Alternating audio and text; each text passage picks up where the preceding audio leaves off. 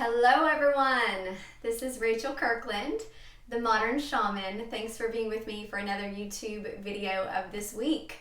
And if you're new to the channel, I am glad you're here. I would invite you to go over to my website, which is themodernshaman.net. Check out all the things that I have as an offering there for those of you that are interested in diving deeper into your own education of your spiritual gifts, how you connect with the non-physical realm and developing those through my teaching program, or about having one-on-one sessions in terms of healing sessions, shamanic journeys, soul retrievals, as well as just traditional seer sessions, which are psychic probabilities in terms of the future, remote viewing into others' perspectives or past life visions, mediumship. There's a lot of offerings there if you are interested in working with me, as well as mentorships. I mentioned that last time. There's quite a few of you guys that are diving in really deep right now. It is that time of the year where we want to kind of get deeper with our own sense of contemplation and what really matters to us. It's the perfect time to do it. So there's also mentorships that are offered there on my website. So if you'd like to ask a question for these videos, just head on to my website, themodernshaman.net again, and go to the contact form. On that contact form, just fill it out, send it in, and just note that it is for the YouTube video. It'll get put in a queue by my assistant, and I'll just pull them first come, first serve for these videos. All right, so let's dive into the question of this week. Y'all ready? This one came in from a YouTube viewer, and it said, it was actually a response to a previous video that I did about low energies. And it says, Rachel, can we never get rid of low energies that are in our aura, like earthbound poltergeists? Okay, so this is kind of a follow-up topic, like I shared, about getting rid of low energies, if we're able to do that, just to get rid of them forever. And things that are in our auric field, like earthbound poltergeists. So let's talk about that. I have quite a few videos on this topic because it is such a hot topic for so many people.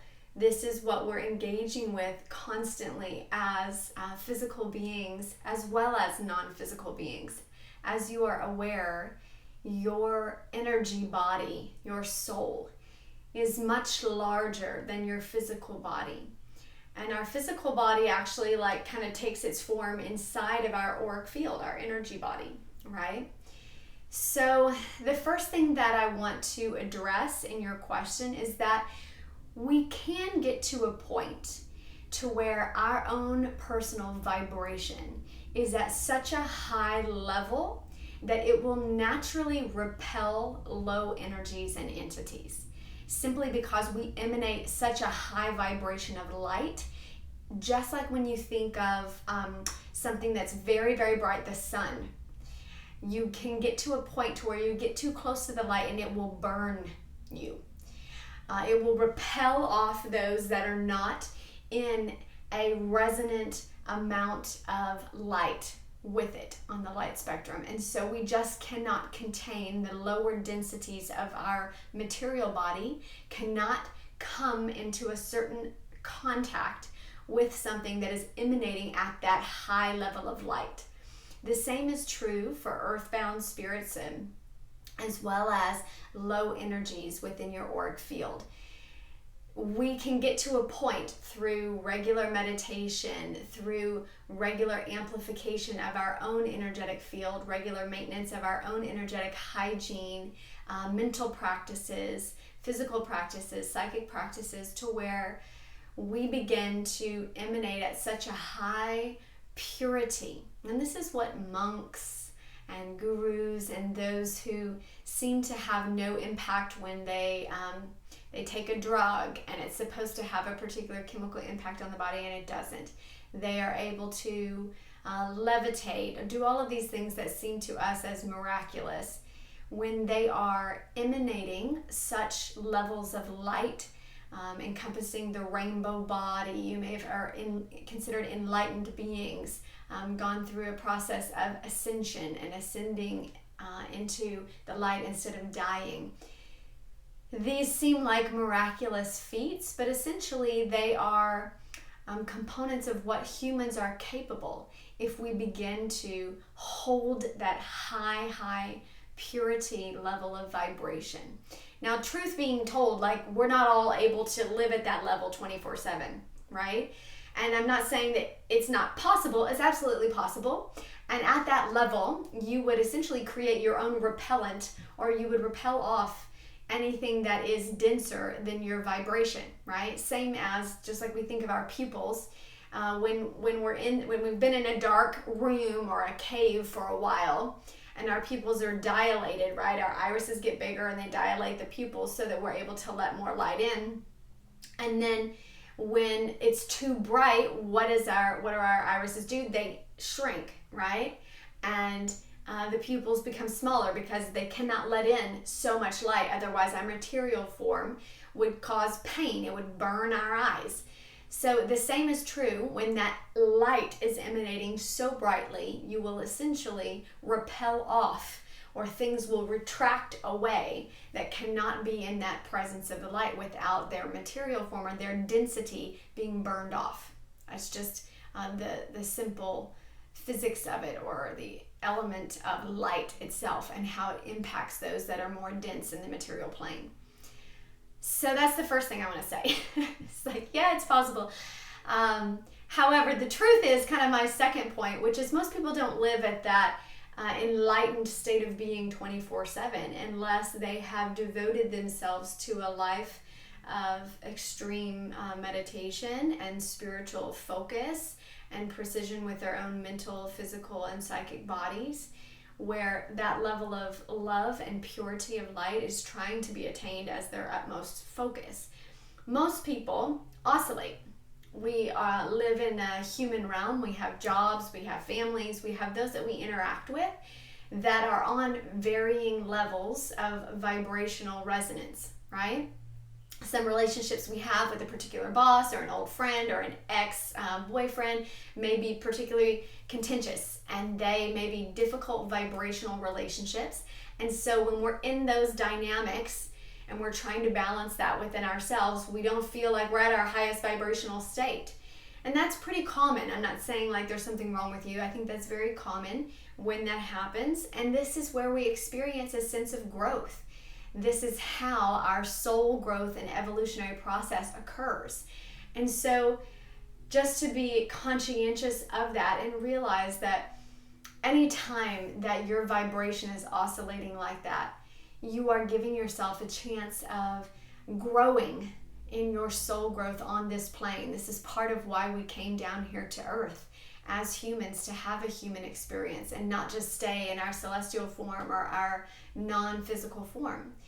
We wanted to experience a sense of growth and evolutionary soul process. This is part of that. And so the oscillation of the frequency going up and down, or being on that spectrum of sometimes having a bad day and being in a low vibration, and sometimes having a good day and being in a high vibration, gives us a sense of catalyst to be able to move forward, with momentum. Those deeply difficult traumas and lifetime moments are the trajectory that pull us down and make us bounce really high upward. And so that type of catalytic experience in the human domain kind of gives us the opportunity vibrationally to really refine and create a sense of trajectory for our soul growth. It's good in a hearty way, right? I feel like that's hard advice to hear, but it's the truth. The third thing I want to say about your question is, like, can we get rid of it forever? I don't think in our human experience that's the point. Okay, it's kind of like saying, can I live in a house and never have to clean it? Can I live in a human body and never have to take care of my body and eat healthy? Yeah, you can do it, but I wouldn't recommend living in that environment. But the truth is, if we're having a human experience on a polaric 3D plane, which we live in, And again, it doesn't mean you can't go beyond 3D and go higher. You can, but those dimensional spaces still include the first dimension, the second dimension, the third dimension. They're inclusive, right? They hold all those other dimensions within them. So it's not like you ever get rid of it and go, I'm not a part of that dimension anymore. No, dimensions don't work that way. They build upon each other. They're multi-dimensional. They're inclusive, and they encompass the other as they build upon it. And so boundaries and psychic hygiene, auric hygiene, energetic clearing and cleansing, these are just regular practices that you're going to have to uphold to keep yourself clean and clear, because we're not always at our best. And when we engage in these lower level muddy, say we play in the mud, we play in the mud of our thoughts, where we're not at our best with our thinking about someone, our judgments, our internal mind, we're muddy in our mind, we're,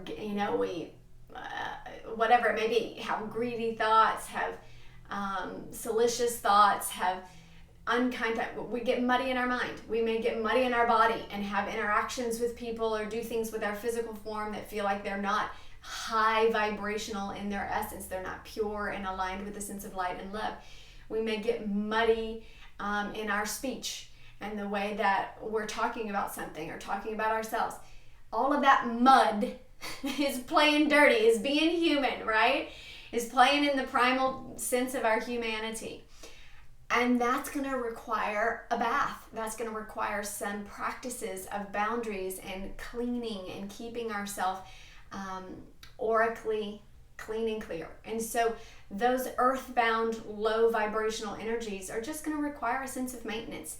Same with, your car. You don't get mad at your car and go, there's something wrong with you because you need an oil change. It's just part of the use of the human form. It's part of the use of being a human and still incarnating in this plane that requires a sense of cleanliness in your auric field. So it's going to be important just to have maintenance of your psychic boundaries. I have a video on that, and on your energetic hygiene and cleanliness, and the way that you feel like you know how to clean and clear your auric field. And you'll know when you feel muddy, you don't feel your best, your thoughts are not that great, you're in a bad mood, you're lethargic, you're depressed, all of those things. All right, it's time to clean and clear. It's time to do what we would do regularly if we had that same thing going on in our household, if we hadn't cleaned it in a long time, or we hadn't taken our own bath.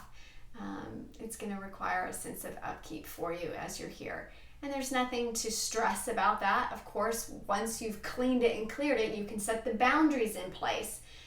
Just like in a household, if I use that same analogy, you can say, hey, take your shoes off at the door because I just cleaned, right? We can say the same with our auric field. Hey, I'm going to set some boundaries here. No spirits can come in here that are lower than my current vibration. Leave the shoes at the door. I just cleaned in here. It's the same thing. I just cleaned my auric field. I'm going to set a new boundary that any and all entities or energies that want to engage with me need to be at least my vibration or higher, right? Or whatever your boundary may be. Set those boundaries up after you've cleaned and cleared, and those will help.